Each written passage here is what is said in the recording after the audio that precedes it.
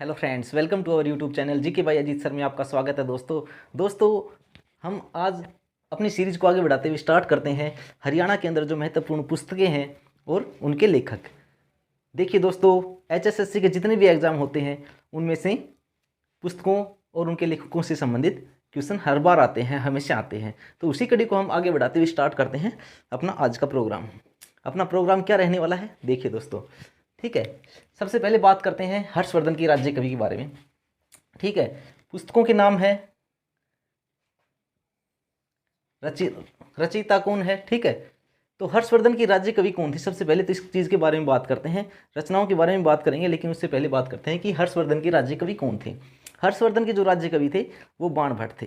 ठीक है दोस्तों, और आप जानते हैं कि हर्षवर्धन का जो शासनकाल रहा है वह 606 से 647 ईस्वी तक हर्षवर्धन का राज्यकाल रहा है, राज्य का समय रहा है।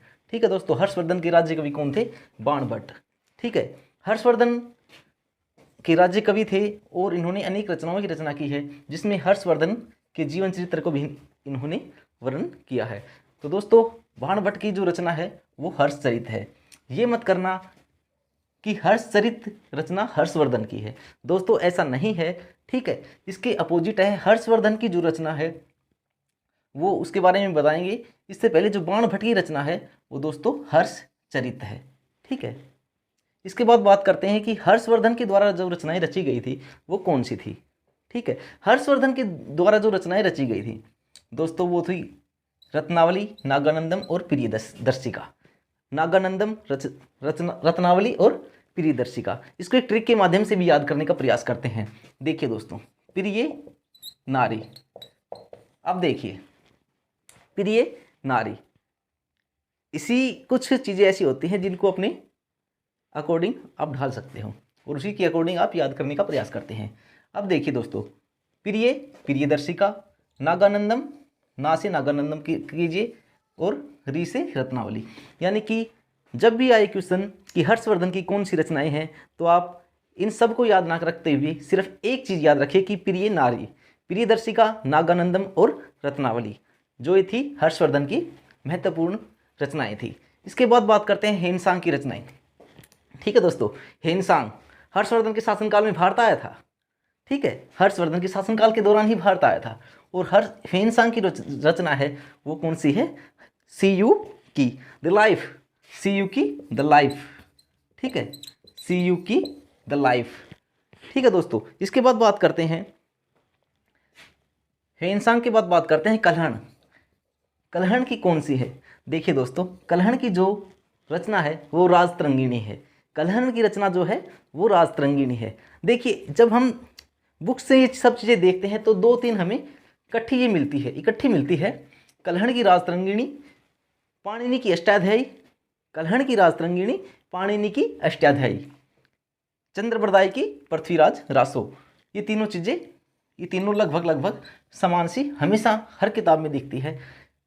ठीक है, कल्हण की कौन सी है, राजतरंगिणी, पाणिनि की अष्टाध्यायी, जबकि चंद्रबरदाई, पृथ्वीराज रासो जो है वो किसकी है, चंद्रबरदाई की। ठीक है, चंद्रबरदाई जो थे वो पृथ्वीराज के शासनकाल के दौरान इनके राजकवि रहे हैं। ठीक है, और चंद्रबरदाई जो थे वो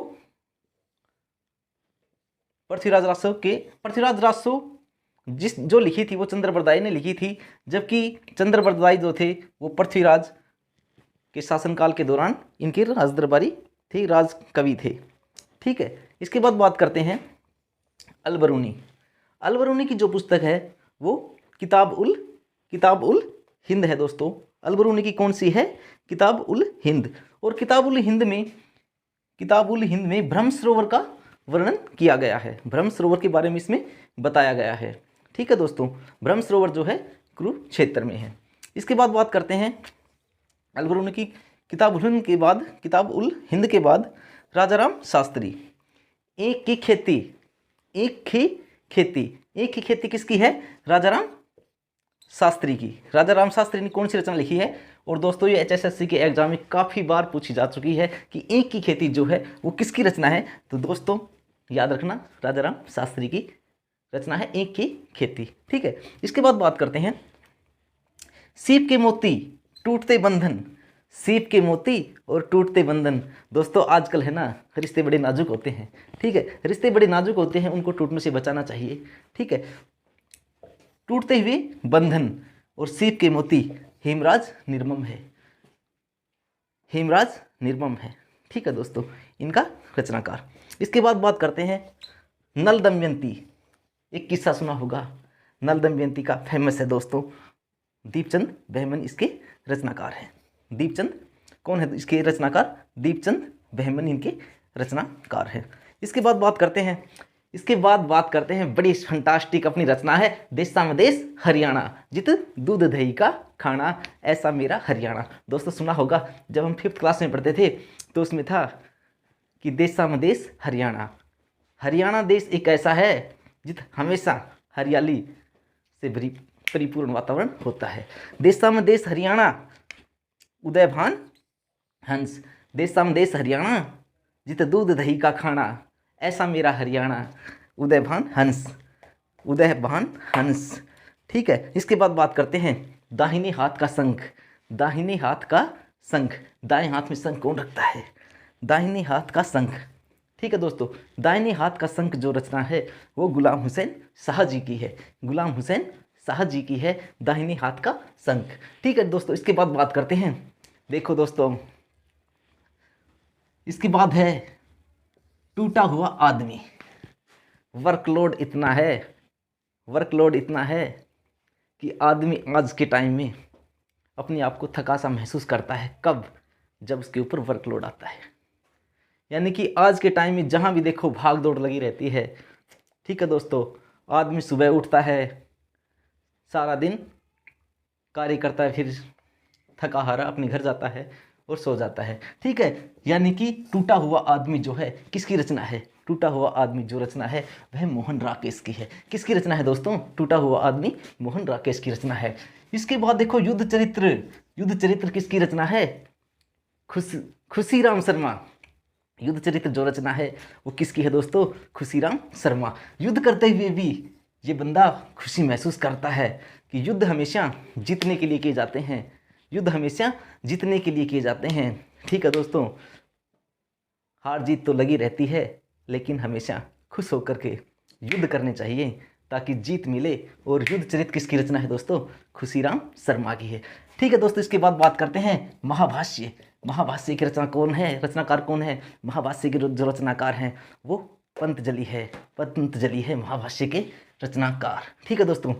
फूल और कांटे। दोस्तों जब हम छोटे थे तो कभी कभी फिल्म देखते थे। आज वो फिल्म मुझे याद हो आई है, वो फिल्म ही मुझे याद हो पाई है कि फूल और कांटे किसकी रचना है। चलो बात करते हैं रचना की बात करें तो रूपनारायण चंदाना की है। रचना जो है वो किसकी है? रूपनारायण चंदाना की।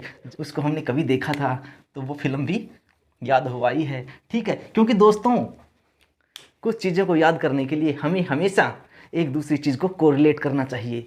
लाइफ टाइम तक, हमेशा जिंदगी भर आपके माइंड में वो चीज़ें टिकी रहती हैं, ठीक है। अब देखो फूल और कांटे रूपनारायण चंदाना जी की है। किसकी है? रूपनारायण चंदाना जी की है। इसके बाद बात करते हैं दोस्तों जयनारायण माटी का मोल। देखो दोस्तों माटी का मोल किसकी रचना है? जयनारायण कौशिक जी की है। किसकी रचना है? जयनारायण कौशिक जी की है। बूढ़ी सुहागिन की बात करें तो भी दोस्तों जयनारायण कौशिक जी की है। माटी का मोल और बूढ़ी सुहागिन दोनों रचनाएं जयनारायण कौशिक जी की हैं, ठीक है। इसके बाद बात करते हैं दिल बदल। कभी बदले जा सकते हैं दिल? नहीं बदले जा सकते। जिसके साथ लग गया समझो लग गया। खुशी होती है, खुशी हमेशा महसूस होती है। दिल बदल दीपचंद सहारण जी की है। दिल बदल किसकी है? दीपचंद सहारण की है। लेकिन दोस्तों दिल कभी बदले नहीं जाते। लेकिन यहाँ पर दिल बदल जो रचना की बात करते हैं तो वो किसकी है दोस्तों? दीपचंद सहारण जी की है। दोस्तों इस प्रकार से आप हंसते गाते खेलते कूदते ये चीज़ें आसानी से याद कर सकते हैं। याद करने के लिए क्या करना पड़ता है? याद करने के लिए हमेशा एक दूसरी चीज़ को कोरिलेट करो एक चीज़ को दूसरी चीज़ से, ठीक है। हमेशा वो चीज़ें आपको आसानी से याद हो जाएंगी। तो दोस्तों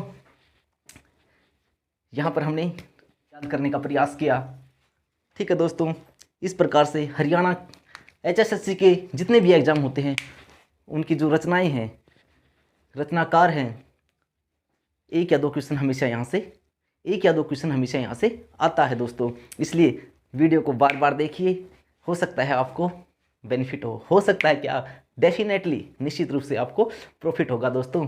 तो वीडियो को लाइक करें, शेयर करें और सब्सक्राइबर तो आप कर ही लोगे दोस्तों। ठीक है दोस्तों, तो thanks for watching, thank you, जय हिंद।